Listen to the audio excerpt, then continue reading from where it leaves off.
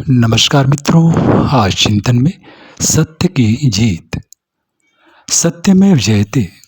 मानव चेतना के मर्मज्ञ वेद उपनिषद काल के ऋषियों द्वारा दिया गया स्वर्णिम सूत्र हजारों वर्षों से भारतीय मानस मंडल में गुंजायमान रहा है और तमाम तरह के झूठ, पाखंड, असुरों की मायावी कुचालों के बीच गगन मंडल पर दीप्त सूर्य भास्कर की भांति हर सत्यान्वेषक एवं सत्यनिष्ठ साधक को आश्वस्त करता रहा है कि झूठ का अंधकार कितना भी सघन एवं सर्वग्रासी क्यों न हो, जीत अंततः सत्य की ही सुनिश्चित है।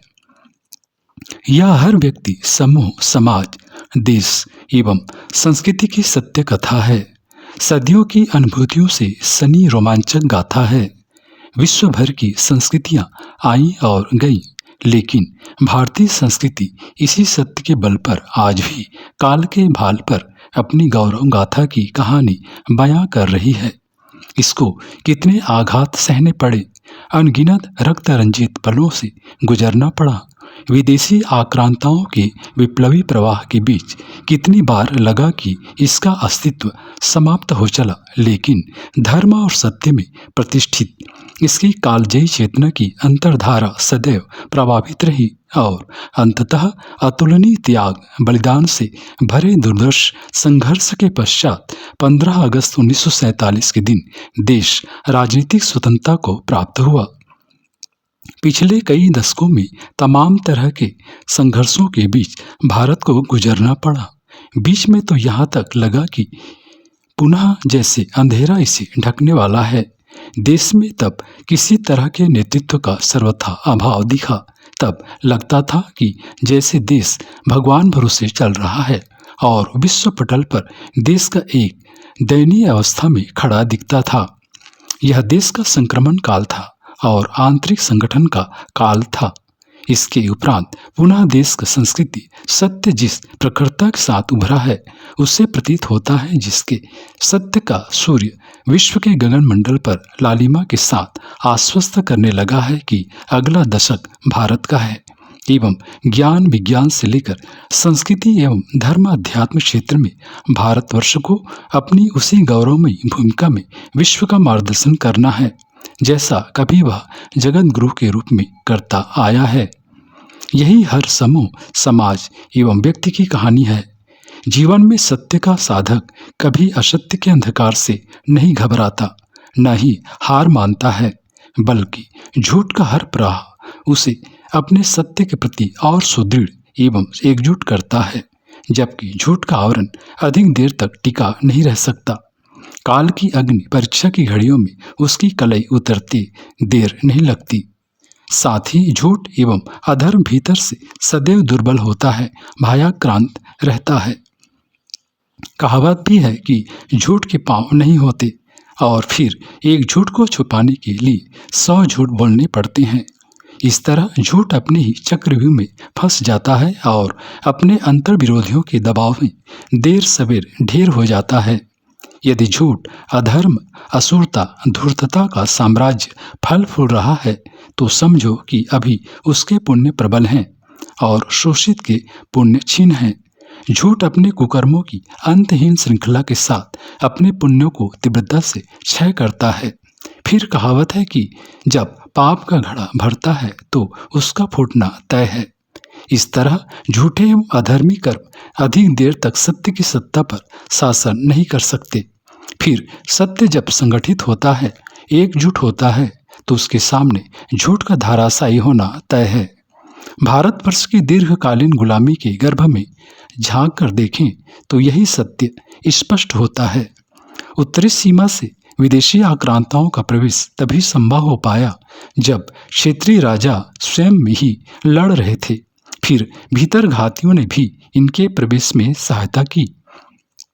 पृथ्वीराज चौहान को हराने में जयचंद की गद्दारी को कौन नहीं जानता।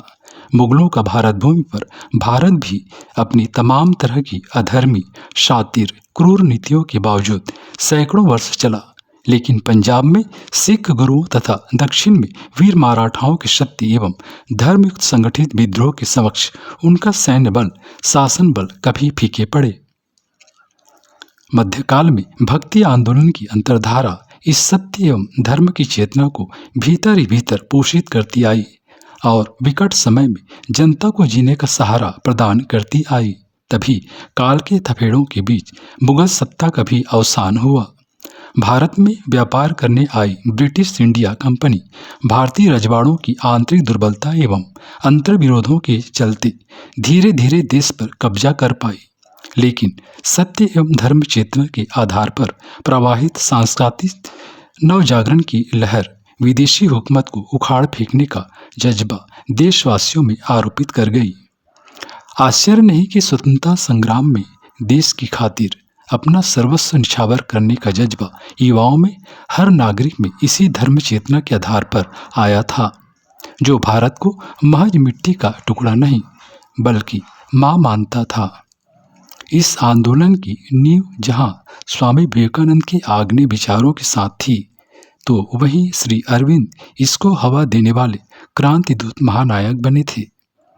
उनके शब्दों में भारत पर पहले मुगल एवं बाद में अंग्रेजों का शासन ईश्वरीय न्याय व्यवस्था के अंतर्गत घटित एक सूक्ष्म घटना थी, जो सदियों से तमस से जकड़ी देश की चेतना को जगाने के लिए भेजे गए दैवी हंटर थे। लेकिन जब राष्ट्र की धर्म अध्यात्म की अंतर्धारा जीवंत जागृत हुई, तो उसने विदेशी हुकूमत को उखाड़ फेंका, जिसमें अनगिनत लोगों की अकर्मणी त्याग, बलिदान एवं संघर्ष का योगदान रहा। प्रत्यक्ष को चेहरे दमकते चमकते दिखे, लेकिन गुमनामी के अंधेरे में नींव का पत्थर बनकर कितने ही वीर सपूत स्वतंत्र भारत के भव्य भवन का आधार बने।